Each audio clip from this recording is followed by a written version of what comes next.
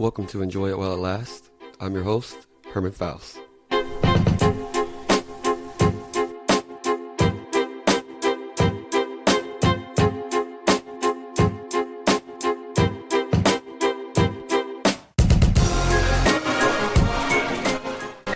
On this week's episode, I had a conversation with my friend Diana about our worldviews.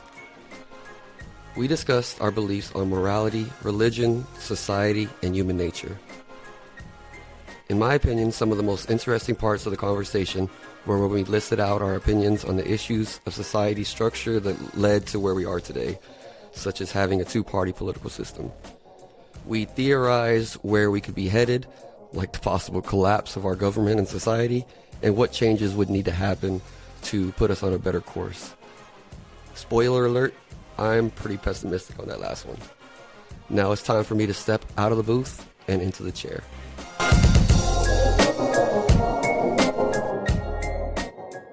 Like I said, I want to get like a more in-depth look at what you feel the truth of the world is, maybe more abstract conversation. So my first question to that is, with your overall worldview, what is your overall worldview? Do you feel like we are in a purely physical world? Do you believe that there is a spiritual side? Do you believe in a God created us? Or what do you believe the nature of the world is? Oh, that's a tough one. I don't think it's purely physical. I don't, I guess I don't think that there's a God, but I do think that there's energy. I think God is just a label that's man-made, mm-hmm. But I do think that there is energy in this world and that the energy doesn't die, if that makes sense. So I think some people call it souls. I don't know. I don't really know if that's a thing, but I do think that there's a lot more going on than we can see. Whenever you say there's an energy, and I know are you relating that to since you brought up souls, are you saying that as a person, your energy, not just your physical energy, but like there is something more to you and that would be similar to a soul? Your consciousness overall, I guess? Or? I mean, I guess that's what the energy is, right? Because there's only a finite amount of energy in your body physically. When you die, all that, you disintegrate, you become part of the earth again. So that energy gets expended. But then I do think that there's more. And I don't know what happens to that. Like I said, I don't know if there's consciousness to it or anything like that. But I do think that there's more energy that continues on. So I will say that I will not ever ask you to tell me what to feel like. I don't think you need to justify as I don't know, because I want to clarify that no matter what anybody has as their beliefs, at least I feel like you're similar to me, that you're going to admit you believe it, but it's not like you're certain of it. Oh no, I think almost anything is possible, right? I think that there's more than just the physical, but I have such a problem with organized religion because I think it's so corrupt. And I'm not talking about like just like political corruptness or like financial corruption. I think that it's just been translated. It's just been changed to fit society at the time. That it's just ideology. There's nothing behind it to dictate that it's true. It just comes down to me being a feminist, that I don't think religion is true. I don't think there's truth behind it, because that just doesn't make sense to me. So about you apply that to like all major religions, organized religions. Yeah. But you do believe in something more. Do you think that there is a God? You kind of said that it's more just energies that we call as God, but how would you? It sounds similar to a way that I view things, because I view like kind of if there is a God, a creator, it's more just like the universe itself. And I'm not sure. It sounds similar, like you might be saying something like that, but I'm not sure if that's kind of what you're. Have you ever heard of Pascal's wager? Mm-hmm. I think it's that. Like, I don't want to straight out say that there's no God or rule out the possibility, because I don't know, right? We don't know. There could be a God. I just don't think that if there is a God, that it is what we think it is. That it is. So it is not. I'm not beyond thinking that there's greater power. I just don't know what that looks like. I don't believe that it is what we're told that it is. Then do you believe, what do you think, and I guess what do you lean towards feels most right happens to that with your energy after you die then? Who knows? Go into the birds. I don't know. I just say energy specifically because I guess it's the feeling you get when you go somewhere and there's just a change in the atmosphere. Like, maybe you could tell that there's just bad vibes. There's bad energy. Something bad could have happened here. Something unhappy happened here. Or if you walk into a tent, then you could tell the tension in a room. Yeah, so I think that's what I mean, that the world is made up of energy in that sense. And for that reason, I don't think that it disappears. I think it just goes somewhere else. It goes outside of you. Then what do you make of your own consciousness of that? Like, do you feel that you are just a brain kind of perceiving the world and perceiving the energies and perceiving all this, or do you kind of, you've mentioned that there's something maybe more to you similar to a soul, that's similar to that energy. Is that you though? Is that your, like? I mean, I think it is in your brain. I would call it more just human instinct, but I mean, I think ultimately all of that comes from your brain. But yeah. Do you feel that since you said it that way, human instinct, do you feel that there's like a greater idea of human nature, a greater idea of humanity, the same, like, of what humanness, I guess? No, I have a very pessimistic view of humans. We're just another animal on this earth, and we're only here as long as we're able to live until we destroy ourselves or something destroys us. And I think it's probably more likely that we'll destroy ourselves.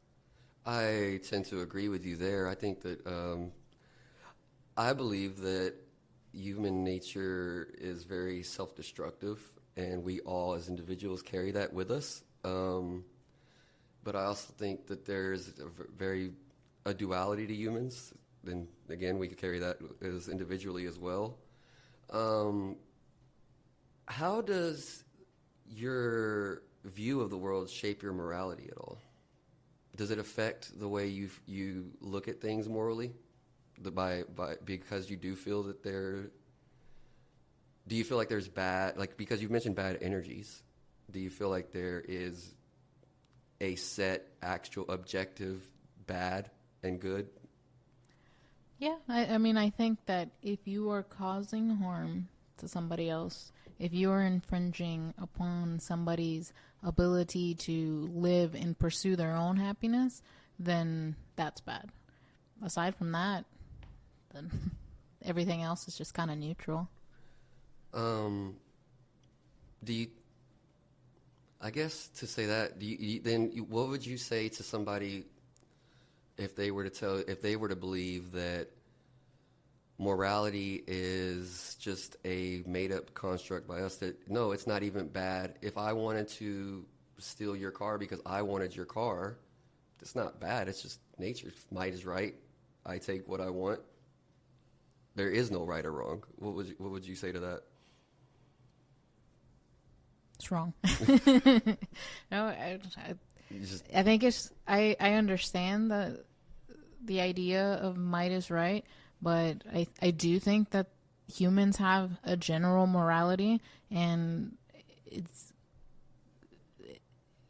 comes down to sometimes you have to do what's wrong to survive for yourself, right? But sometimes you don't have to. Sometimes you choose to, and that's when that's bad. Mm-hmm. Do you think that right is decided, there's something right is right based off of principle, or do you think it's right based off of outcome? Well, principle, because we can't always determine what the outcome of our actions is going to be. So one of like the thought experiment that kind of goes with that is the idea of, would you actively kill one person to save a handful of people over here, where you are doing the wrong, you're doing the thing that you are saying now, I'm morally wrong, I am affecting harm on this person, but the outcome is these other people over here are not getting harm. So that would be the classic easiest example to break that down and say how do you judge that? What do you think is right there? Well, like you said, I mean, that's such an oversimplification, because why are you killing this person to begin with? Like, what's the scenario? Like, is that person trying to kill those other people? Because in that situation, then of course, I think it's right.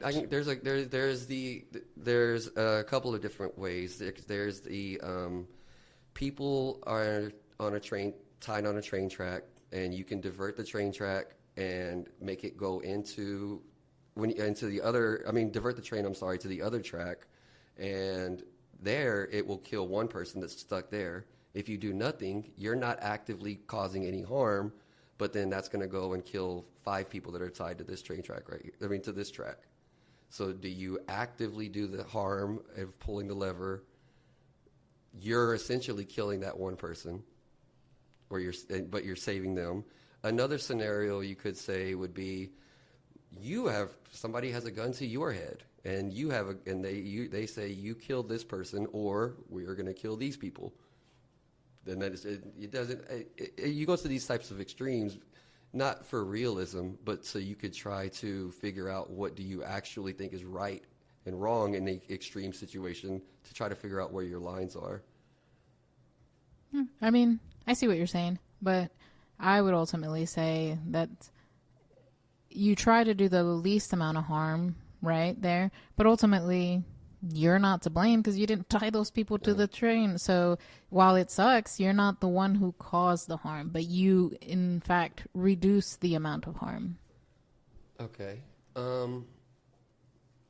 There is a little girl that has an enzyme in her pancreas that we have never been able to, that we've never had anybody else, we've never found it before. We've never seen this biological creature, this type of thing before, because this enzyme will essentially cure cancer for humanity. Unfortunately, the only way to benefit that is we can't extract this while she's alive. We have to kill this girl. We have to harvest her organs, and then we have to then make the product after the fact. Nobody's doing it. You have a decision to make. Do I kill this person? Do I actively kill this innocent little kid to then harvest what I need to harvest to then make a medication for the greater good? Or do you put your hands up and say, I am not going to do this evil thing of killing a kid? I wouldn't kill him, because again, you're infringing on her ability to live and be happy. So I think ultimately it comes down to that. So you could argue it however you want, sure, right? But I'm looking at it from my perspective. Yeah, of course, what's good for the masses is ultimately probably the right choice. But is that a choice that I could live with? So then, you're very firmly on the principle stand. Because even in that situation where if killing one kid could save millions of kids, on principle, you would not be able to live with killing that one kid. Probably not.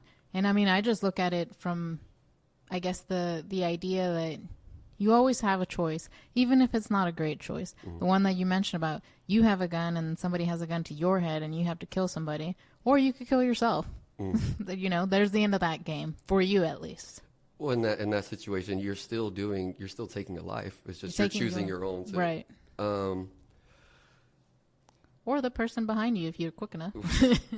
To me, I think that is, to me, it has to be weighted, I guess. Like I tend to agree that principle should be the most heavily weighted, because, and the reason for that is you don't know, you kind of said, I think you said that you don't know what the overall outcome is. Like for my example of you have to kill one person or we're going to kill these. Well, what if that one person is actually somebody that was going to do a lot more good in the world later on, and your overall effect was you caused more harm in the world because you thought you were doing good. I argue that one about the little girl is that, well, you can't harvest it yet. You don't know how to harvest it yet. And what if it's a genetic mutation that she has and she has kids and those kids have it? And then now you have more access to it, and then more, and then it just becomes something that's going to become part of the human population. Sure. So yes, exactly. So where you never really know, even if you can think you know what the outcomes are. Although I would tend to say like it's weighted. I probably would have disagreed on the little girl one though. Just because, you were willing to offer? Because while like I said, if it's, the principle of it is obviously no. I wouldn't. I think you have the right decision there, but yeah, because if I weight it, millions of lives versus one, and then I could tell myself, oh, well, then it's a very easy decision. Versus if the numbers are somewhat similar, 1 versus 5 or something like that, I don't know who's bad, who's good. Then it's more principle-based. I don't know what the outcome is. But are you being short-sighted? Because like I said, it could just be a new genetic trait that's becoming part of humanity. And that is absolutely the flaw if in my trying to weight things. I could weight it improperly very easily. I could. So I don't think there is any. There's no perfect answer to that. There's just I think the way you worded it, though, is the better, what can you live with? I think that in general, because I kind of think that I don't know that there is an overall, like, I wonder how much we kind of impose our own idea of good or bad over nature in general, over life, over everything. Absolutely. I mean, it's overbearing how much we do it. And then you see it on a day-to-day, the influence, I suppose, that Christianity and Christian morality has on our country, and just everything that happens in this country. It's sometimes unbearable. It's so annoying because it's just like, man, just let me live my life. I live your Christian life, but let me live my whatever life that I want to do. Let that Muslim person live their life. There's law. And then there's morality. So as long as, I suppose, we're all following law, which you could argue that a lot of our laws are based on morality. But there's some simple laws, like property and life, that if you follow, you'll probably be all right. There's a lot of people would say there's lots of immoral laws as well, though. Oh, yeah, for sure. Since you introduced the idea of law to it, do you feel like law plays a role in morality? Do you feel like doing something against the law just because it's against the law is immoral itself? No. Even what about the idea of the social contract that we signed that, well, you agreed to follow these laws and now you're deciding to break that just because you as an individual? Did you agree, or were you just born into this society and you were told these are the rules? Well, yes, I do agree with that, but I think that it's a lot more different now than it used to be. I think you at least used to be able to say the argument of, if you wanted to not participate in society, there's ways to go off the grid and not participate. Hardly. I wish, honestly, if I could, if all of my friends were willing to, I'd be happy to buy some property. We could all get a little plot, build our house, and do our own power, have our own grid, not be connected to the main grid, and have a little farm. You want to have a commune? Yeah, and it doesn't have to be a weird thing. Just, I don't want to have to be tied to necessarily these communities that we live in. Mm-hmm. Don't get me started on these, what are they called, the HOAs? Oh. Wait, how do you get to homeowners associations for that, out of that? Not wanting, just wanting to be able to have a house and not have to follow rules. Yeah, okay. Not wanting to have, because that is a very extreme way of society, placing rules on you, a homeowners association. Whenever we were looking for a house, I eliminated every house that had an HOA. I was not going to live in that. Do you think that humanity is necessarily good or bad? Like, do you think that you have a good nature or a bad nature when you're born? Oh man, that's a tough question. I do think that you have certain traits, like personality, that perhaps is your default, but I think that a lot is just based on your upbringing, your situation.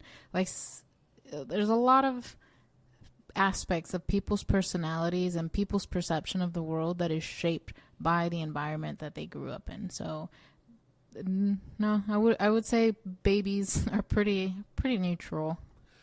I tend to agree. I'm surprised because I've heard people tend to argue that you're one way or the other. Most people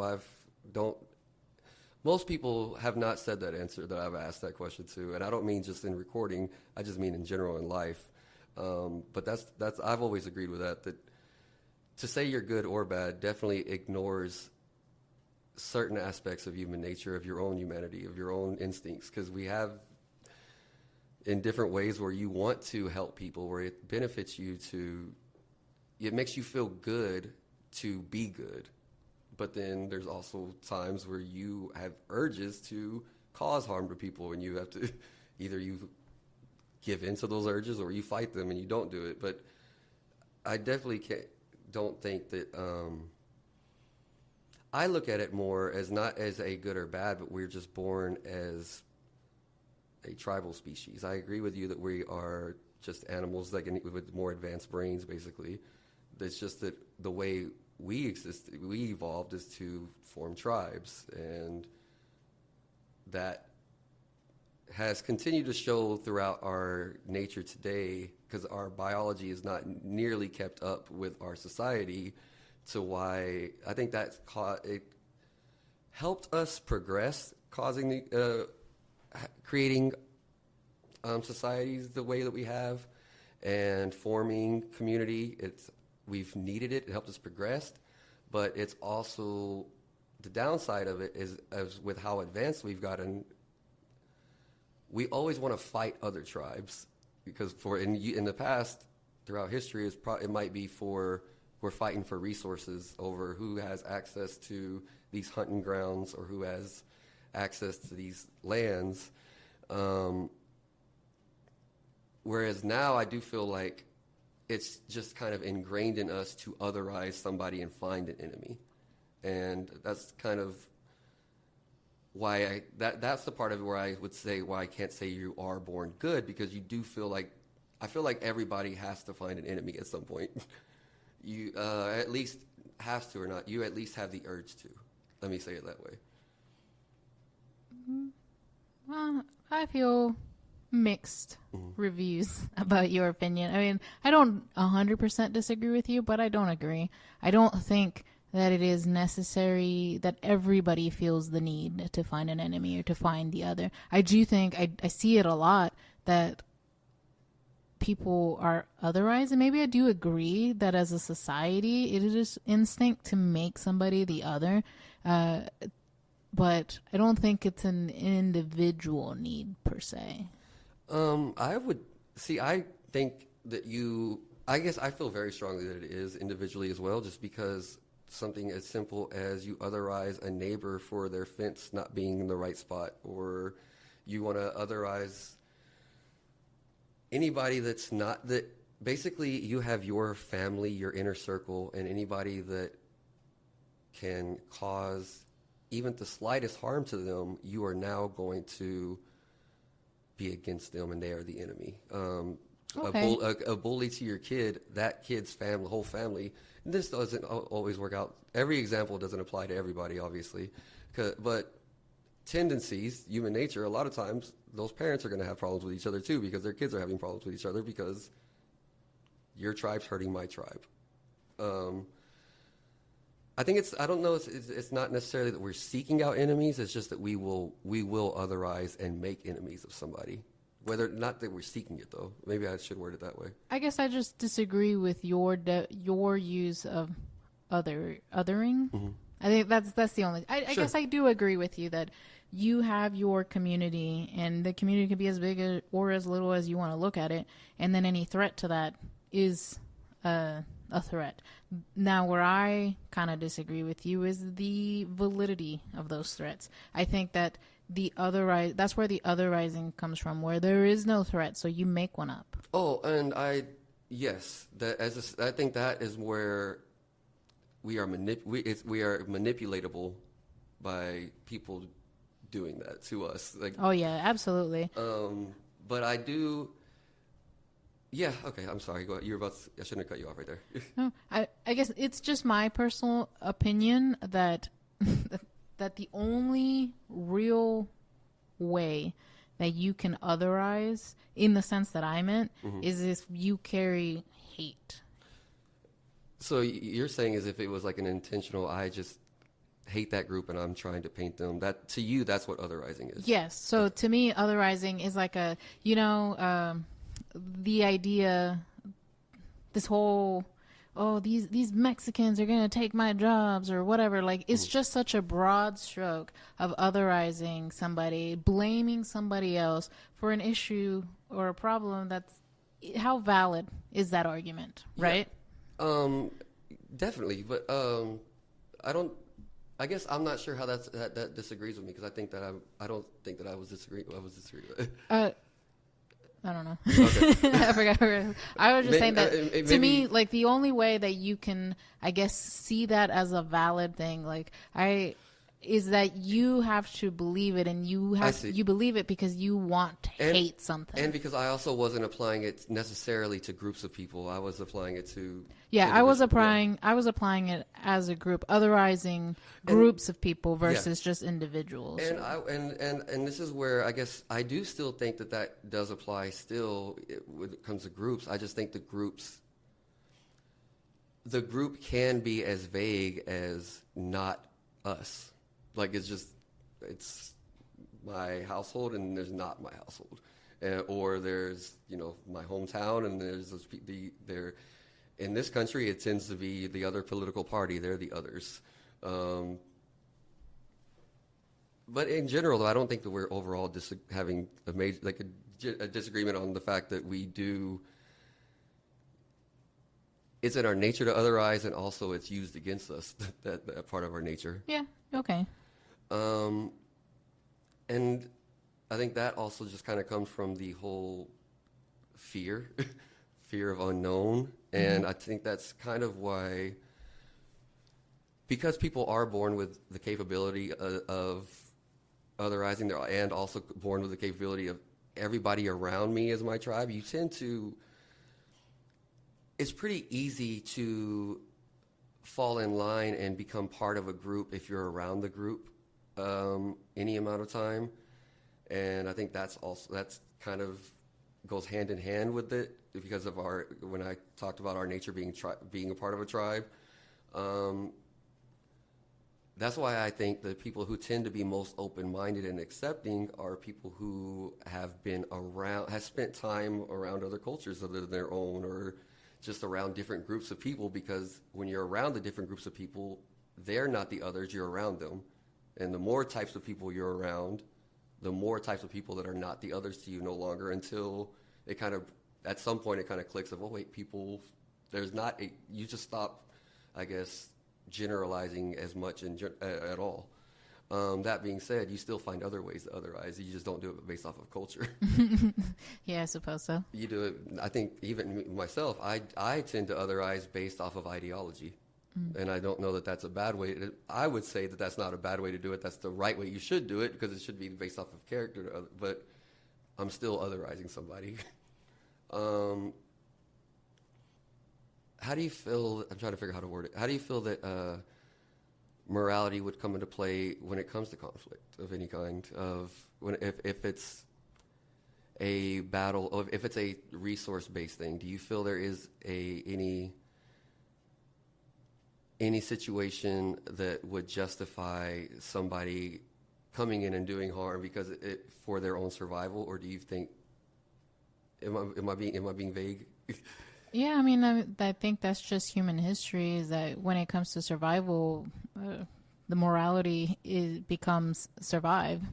Now, I think that each situation is dependent on how extreme it is, but oftentimes, if it's possible, there could just be an agreement. The morality would lead to an agreement that benefits the entire group versus just one or the other. I tend to think that we, in a true situation, that I think morality would be thrown out of the window if it really is there's only enough resources for one group to survive.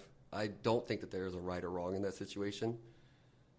I just, like to your point, I tend to think that we don't really know. We don't gauge those situations appropriately all the time. There always seems, a lot of times there would be a way to avoid the conflict, but we're fearful of the other side taking too much of and not holding up their end of the bargain, so that what leads to conflict. I think distrust leads to most conflicts as well. Mm-hmm. Yeah.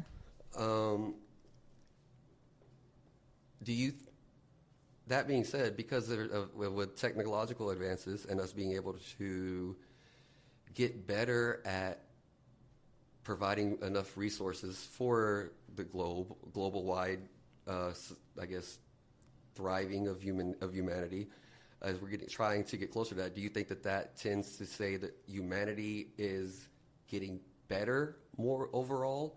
Do you feel like society is leading to that will lead to a more moral society, I guess, because there's going to be less battles over resources? Or do you think that people in general are getting better in that sense? No. Do you think they're getting worse or staying the same? Staying the same. I would argue that people 1,000 years ago and people today are exactly the same. The only difference is how we look, how we talk, just the superficial. I think humans are very much the same as they've always have been. There has been no evolution in humans. I think I have to disagree with that. I think if individually, I don't, because I think that the evolution of our society, though, has evolved so much to where if you take somebody who was born 1,000 years ago and you put them today, if they were born today and they had the opportunity to live today's time and not just be thrown into it, I agree. But that being, I tend to try to ask, do you, I guess overall as society, not as an individual, do you think that human nature and society at all is changing in any way?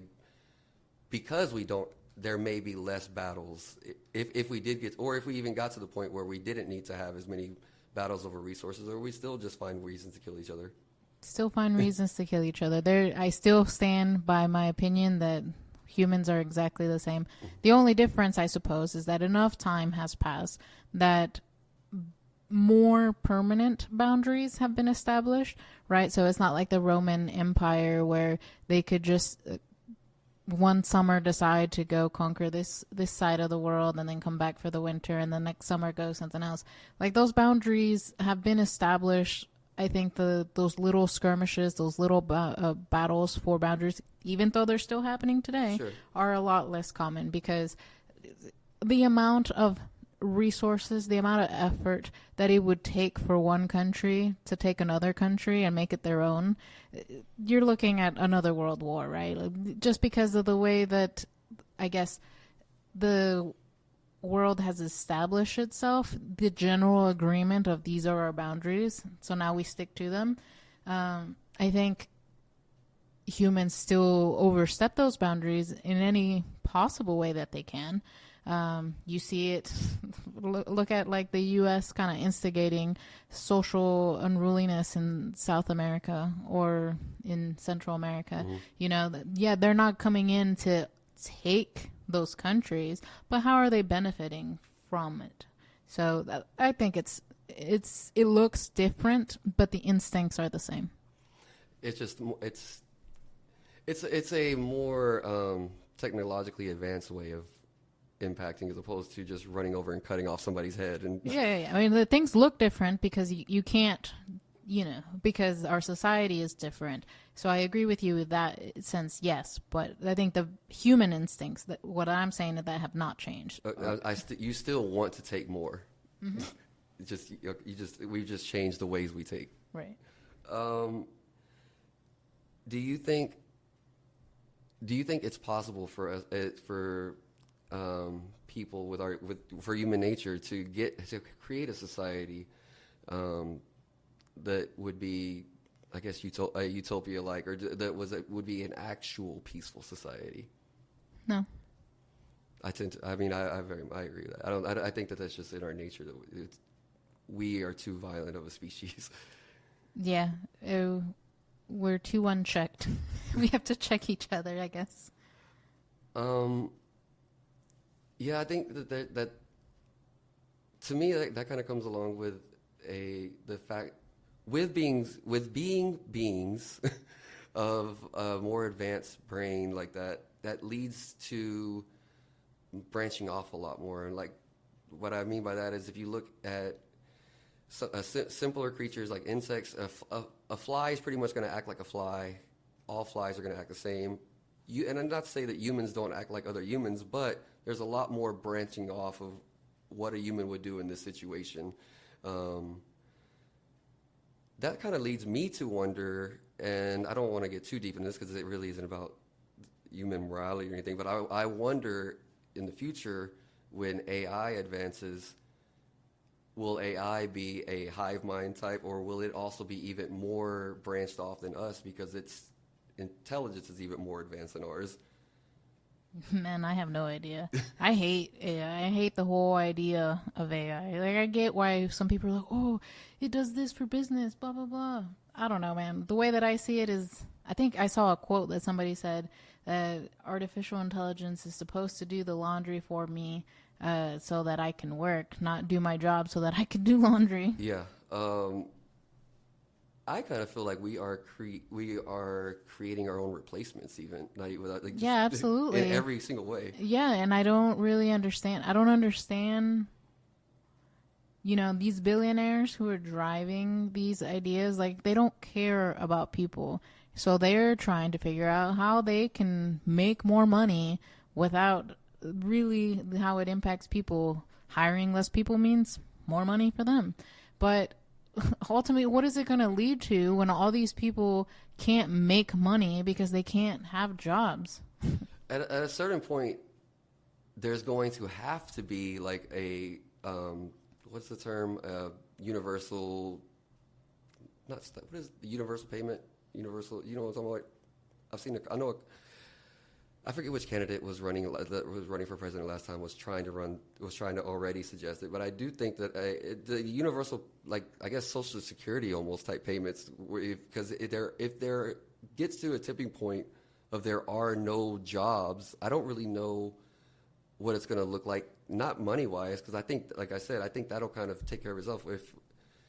If realistically there's not a job available for for at least a giant chunk of people, you can't just leave those people to starve. You have to start changing the way we handle society and handle money and handle things. But I'm more worried about then what does that mean what is our purpose? What do we do? We're just basically slaves. I mean, I say that, and I hate to use that term because of how terrible slavery actually is. But, the modern phrase of wage slavery, mm-hmm. All we're doing is we're just working enough to be able to continue to work. And that's the cycle that we're in. And I think unless there's a revolution of people saying this is not how we want to live, nothing's going to change. It's just going to get worse and worse. I think we're slowly It's not that slowly, but we're creeping towards idiocracy actually being real. I agree with you. We're very aligned in our beliefs there. Do you think that it is possible to turn that around? Yeah. See, I don't. I think that I'm very pessimistic. I think that we are so fragmented and that we basically are just nonstop marching because there are people who could influence it, are people with enough people with enough resources to influence it, like you said, are looking out for themselves only. The masses, most of the time, are just kind of gonna not even realize, or even if they do realize what's happening, like what can an A person do? It would take everybody agreeing, and we are so easily manipulated and so easily torn apart. To go back to otherizing people, we're so easily able to convince somebody that somebody else is their enemy, even if they're in the same group, that I kind of feel like that it can't be turned around. I think that you are speaking from a very American perspective, because the U.S. has this weird obsession with its billionaires and treating them essentially like gods, letting them do whatever they want, and all these people who support not taxing them to the extreme have this ridiculous idea that perhaps one day they will also be this rich. And it's not until that thought process changes that you'll see that what benefits the bee isn't benefiting the hive, essentially, here. So we need to benefit the hive, not this one particular bee. So the power needs to be taken away from them, and it is not until that happens that true change can happen. But I say that we're looking at it from a very American perspective, because I don't think other countries necessarily look at these extremely wealthy people with the same type of reverence that the U.S. does. So I don't know when that change is going to happen. I feel like a lot more people, we realize, think the way we're thinking, at least about this thing. So it's just a matter of time to see what happens. But I think that the U.S. is due for a good revolution. See, and I kind of feel you saying that. I have one of the conversations I've had recently is the fact I kind of feel like we are at like end stage of capitalism. The fact that you see you have a presidential candidate that can be running the exact playbook that tyrants try to run, and doing it very much in our faces, and that so much of the public just kind of either dismisses it or doesn't. I think we're so easily confused too by the idea of it's very powerful to accuse other people of what you're doing, and that being said, though, I think all that. I mean, I'm saying that to say I think that all leads into the confusion that we all have, and the reason we're not going to unite, I guess, as a mass. But I've lost I lost my train of thought there, because I think I switched my point. I switched over topics twice, and now I've lost where I was starting. What was the last thing you said before I started talking? That we're due for a good revolution. Oh yeah. That being but I don't know what that would actually look like what end stage capitalism means, what it actually would look like for society to crumble today, because with the fact that there is so much globalization and it just feels like it's not like the Roman Empire can fall in today's times, with as connected as everything is. I don't know what revolution would actually look like today. What do you want it to look like? Honestly, I don't even. What I would like is there to not be political parties, I guess. I think that one of the biggest problems is that we only have two. I mean, we don't only have two. Yeah, there's only two. There's two, and it kind of, for me, feels like really there's only one that's cut in half. Like there's one political party that but you play this side and you play this side. I think, all these people with fake patriotism really need to look at what the founding fathers wanted. And not that I'm over here, saying that they were great, but they would hate this country as it is now because this is exactly what they didn't want. Yeah, it was very specifically warned about not having a two-party system. That by itself creates the problems that we are seeing today. Yes, and it's like it's a team. You play for one team or the other, and people lose sight that these politicians are supposed to be working for us. It is not a team like, oh, we pick a side and we live and die by that side. It is holding them accountable for doing what's best for the people. And if it was going to be a team, the team should be the haves and have nots, us and them in that way. Yeah. But we don't. They take the masses and they split us up by, oh, you care about guns and you care about abortion and you care about this, and that's how we're going to get you to fight each other. It's just distraction tactics. They make us fight about these little crumbs that people can't focus on the actual importance. Because if you just take a look, just take a step back and look, you can see that all of our individual rights are being threatened. But people are so caught up on, I don't know what this, you could argue, more moralistic bullshit, for lack of a better thing, that they don't care. I think that, a lot of public opinion was swayed towards the wars in the Middle East on a lot of propaganda about religious extremism going on over there. But we don't point out the religious extremism that's happening in this country. Yeah, I definitely don't. I get frustrated when I see people not realizing that they are exactly the type of thing that they're accusing somebody of. Exactly. They're just on the other side. And it's so... The pictures that makes me laugh is they will have pictures of people, like Middle Eastern people with guns and like label them as terrorists, but then you have a white Christian family and they're all holding guns and it's just like, oh, this is a Christmas card. Yeah, exactly. So hypocritical. Very. I think that would... but I get that. I think that kind of is just humans in every single aspect of us. We're very. But people get so bogged down about small things. It's on like this whole thing about war on Christmas because Starbucks doesn't want to put a Christmas tree design on their cups. And it's just like, well, you realize that everybody in this country is not Christian, and not everybody celebrates Christmas. Mm-hmm. So why does it have to be? I think Christmas? That's in the entitlement. Yes, is it very extremely entitled of we're a Christian country? No, we're not. I mean, the majority of people are, but not everybody is. It was the whole theory of this country supposed to be not any religion, religious freedom. That was at least the founding idea. Right. Well, I mean, these people fled for religious persecution, right? Yeah. So, it's kind of off topic, but we're talking about religion. I grew up, I suppose, in a Catholic household. Not extremely, but I grew up in a very Hispanic community, so everybody was Catholic. And I didn't realize until I moved away from that community other people's negative perception of Catholicism. I was like, whoa, this is crazy to me. Protestants, man, these guys, they're pretty extreme.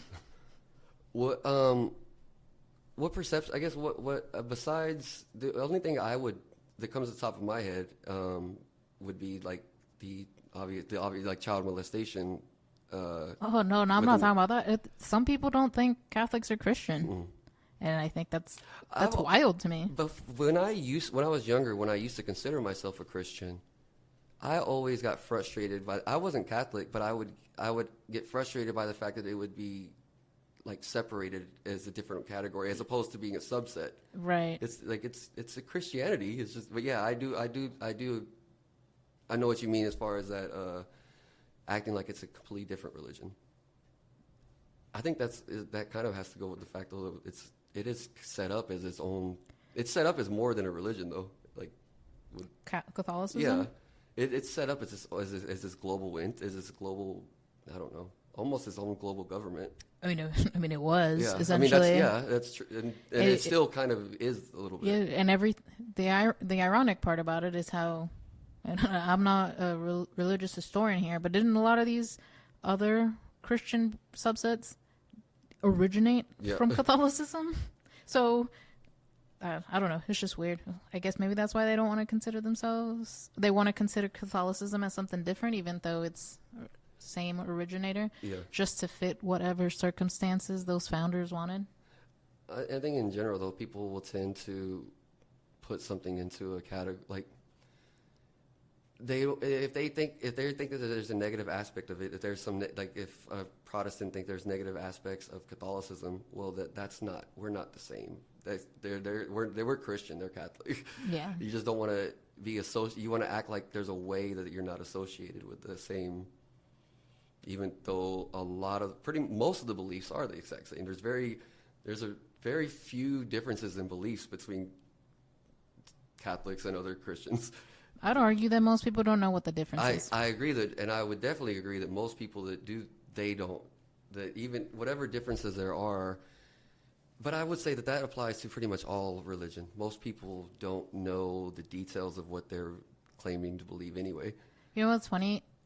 One of my good pals, he's Jewish. I learned the most about Christianity from him because he would do research on Christianity just to argue because Christians didn't know their own religion.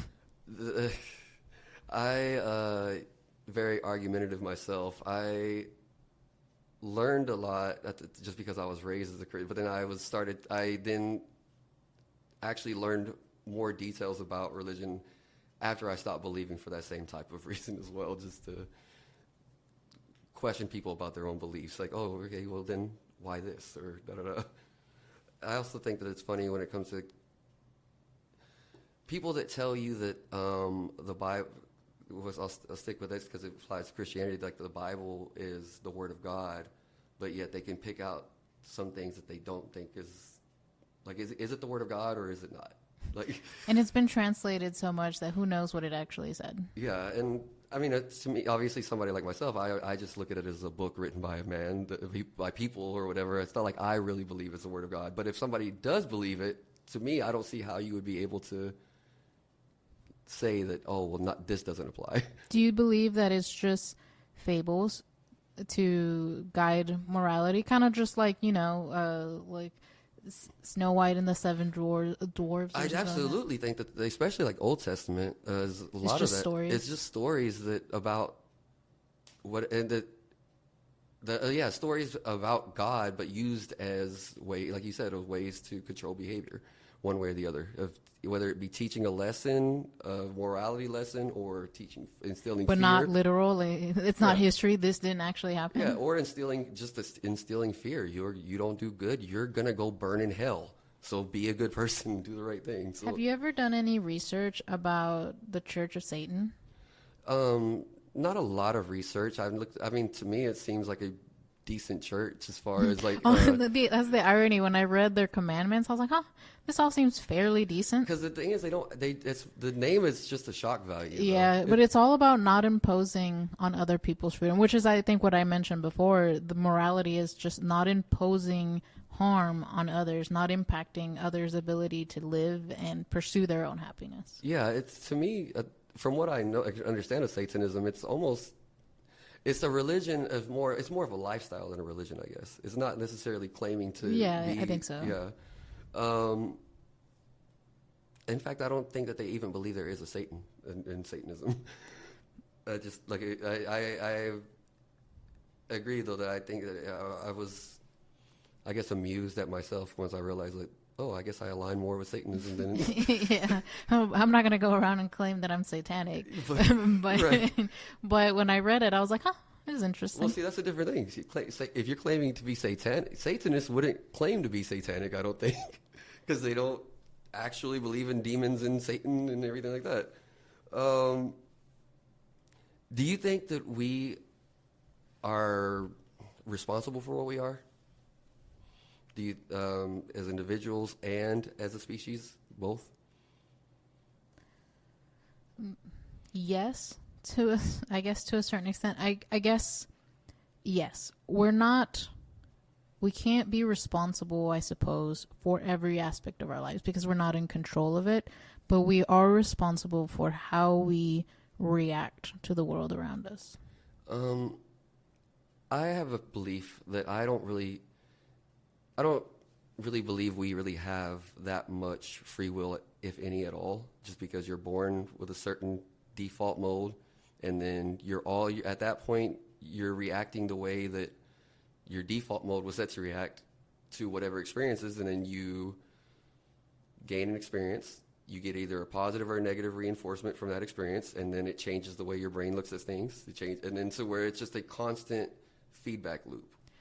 So your argument against free will is that we're just, I guess, animals learning from experience. You're not saying that we don't have free will and that our lives are preordained. Well, I would say I don't believe in preordained because I don't believe that there is a God that mapped out the world like that. But even I would say that people like Christianity, I was always confused at, well, everything is God's plan. God knows how everything is going to play out, but yet it's your choice whether or not you're going to be good or bad. Well, God already knows if you're going to send me to hell or not. What the fuck do I get? True. Like, God already knows what you're going to do. Exactly. So is there really a choice? Oh, he's giving me the choice. But he knows what you're going to do. Yeah. And the bigger part of that, not just that he knows, it's part of his plan. Whatever you do. Yeah, that doesn't make any sense. Wait, so it's part of his plan for me to kill the person and go to hell? Then I didn't have a choice. Yeah. But you take religion out, but yeah, it's just what you're saying of just being an animal reacting to our environment. And then I will, you can take a step back and you can decide whether or not you analyze yourself. But even that, what made you decide to analyze yourself? Like, what made you, to me, like that part gets frustrating, but that's why I don't I don't want to get too deep, too depth for the free will, because at a certain point it's just a dead end conversation. But just in the sense of, I guess us being responsible for ourselves in that way. So, what level of free will would you say that you believe we have, though? Because you said we have some. Yeah, I mean, I think we have some. Like I said, I think that you have the ability to react how you want to your circumstances and view your circumstances with the attitude or perception that you want. Now, I don't think that you really have control over anything outside of you. So that's really, I think our free will is in our mind, essentially. It's basically we can control how we feel about things, almost. That's really the only thing that I think you really have control over, because you can't control how the world around you is taking place. You can only control how you perceive it and how you act in it. Mm-hmm. Do you think that we, as the dominant species, have any obligations, either to the environment, to the planet, to other species, to ourselves? Do you think that you're born with any natural obligations? Yes. I mean, I think that our obligation is kind of like when you go to a national park or you go on a trail and it says take only pictures, leave only footprints. I think that's our obligation to everything. Take minimally and leave it better, leave it as good as it was. And I definitely don't think that we act that way. We're tearing this place up. You feel like that contradicts your idea that we're just animals, though? Because would you say that any other animal was born with any obligation? Yeah, I mean, but I think that their obligation is the same. Just we're looking at it as they're just trying to survive, sure, right? Because they're gonna eat whatever, and then they're gonna move on, mm-hmm. or they're gonna do whatever. But they're not destroying it. Sure. I guess whatever is going to recoup. And it's a system, right? Because they could be eating plants or they could be eating another animal. So, but they're only taking what they need. And whereas do you think that's what separates the differences? Our greed, I guess. Yes.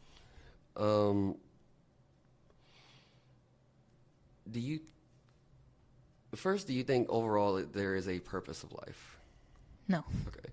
And I guess as an individual, how do you then give yourself, do you feel like you need to give yourself some purpose though?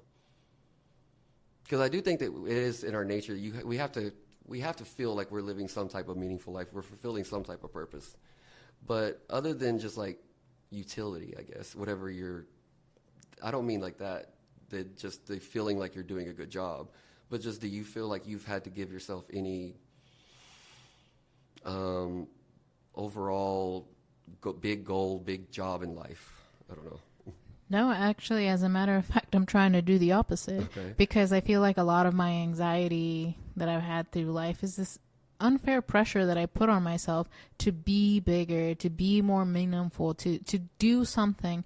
And it's just like, for what? Mm-hmm. Not everybody can go down in history as this great figure. And do I want to? Do I have to? No. Why can't my impact be in my own community? Why can't my impact just be to be a good friend, to be there when my friends need me, to, provide a positive impact in the life of my friends' children? I don't know, provide a good example of something. I don't know, give them good memories. Whatever you want to say. Like, why does our impact have to be so extreme? Mm-hmm. Why can't our impact be local and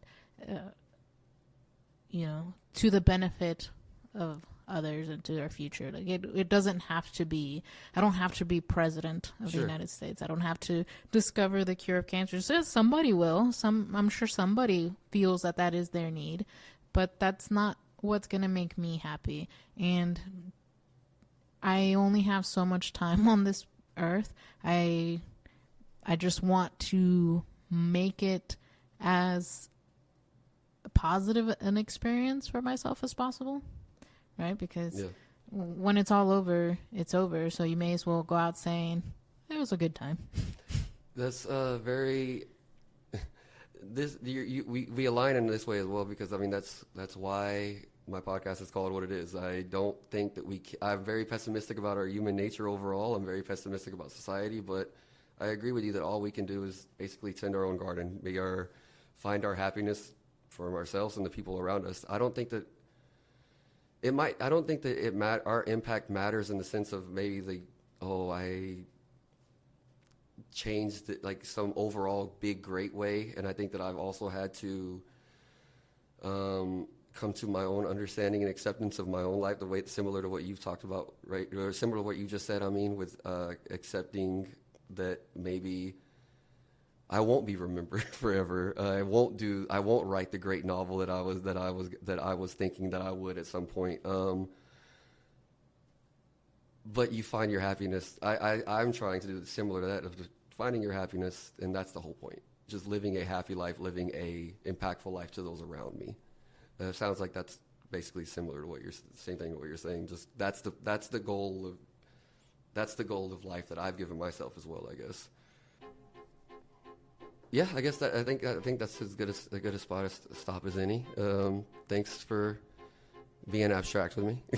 Thank you for having me. Sure, I'll have you on at some other points to talk about different things. To all you out there, you got one short life. Enjoy it while it lasts.